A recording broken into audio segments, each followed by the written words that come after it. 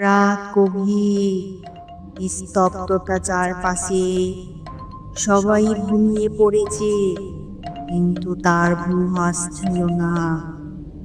হঠাৎ তার মনে হলো পায়ের কাছে কেউ আছে, ঠান্ডা, ভারী, যেন একটি হাত ধীরে ধীরে তার পায়ের উপর রাখা হলো। সে ভয়ে বিছানা থেকে উঠে বসে পড়ল, কিন্তু ঘরে কেউ নেই।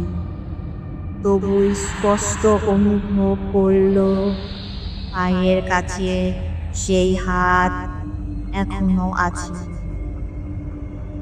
এক মুহূর্তে সেই হাত অদৃশ্য হয়ে গেল, কিন্তু প্রশ্ন রয়ে গেল, আসলে কি হাতটা চলে গেছে